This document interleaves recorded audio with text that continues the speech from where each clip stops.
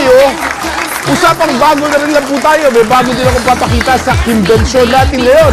Ito po ang Multi-Intelligence Learning System of Lies program.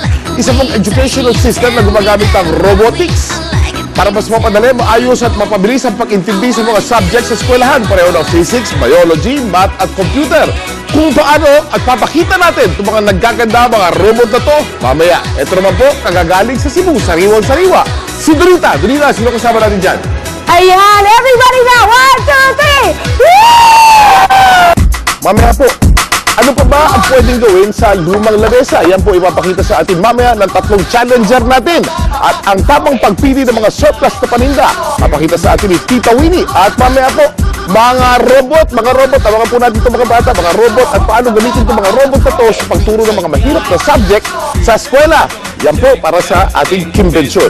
Lahat po lang yan sa pagbabalik ng Umagang Kay Ganda. Jody and Rebecca, woman get busy. Just say that booty non-stop when the beat drop. Just keep swinging it, get jiggy. Get pumped up, percolate anything you want. Because it's hostility if I don't take pity. Amoy, that's... I love you, Alex. Eto, ano muna? Convention muna mula kay Kuya Kim! Alright! Dorita Bernadette, ang convention natin ngayong umaga, mga simpleng robot, pareho nito, na nagtuturo ng mga complex na subject o mga subject sa eskwela na mahirap intindihin.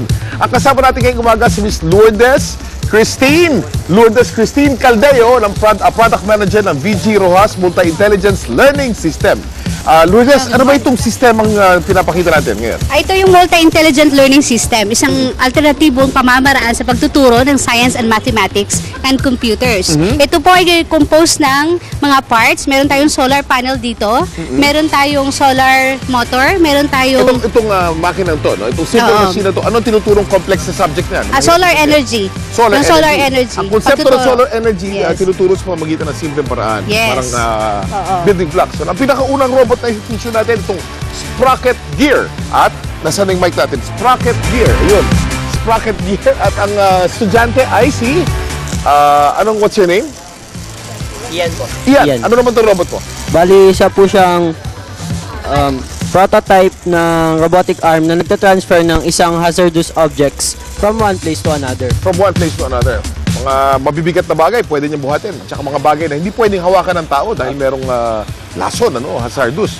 Okay, Hagonoy Institute. Ang next student naman natin, ang pangalan mo ay Joseph. Ano naman itong robot mo? Prototype mobile pa na pinapagana ng Leonardo Interface. Leonardo Interface. Ano naman yung Leonardo Interface?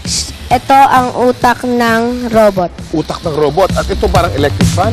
Opo. Aba, okay no. Umaandar para kung nasaan na sa bahay, susundan ka ng electric fan mo. Ganun ba yun? Okay O, next student naman natin. Ano pangalan mo? What's your name? Ano eskwela mo? Cordillera Regional Sciences. Galing ka pa sa Cordillera? Opo. Aba, ano naman itong itong robot mo? Prototype solar powered cable car po. Cable car. Ito magagamit talaga sa Cordillera to, no?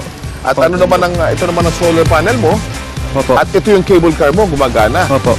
Okay, ba't mo naisip yung ganyang invention? Kasi sa mga bundok, kailangan ng transportasyon na mataas upang makalusot sa mga bundok. Yun, okay. At ang next student naman natin ay si... anong pangalan mo, Frances Pinuan po. Opo. Frances? Opo. Ano naman ang eskwela mo? Cordillera Regional Science High School. Cordillera rin. Ano naman itong inimbento mong robot?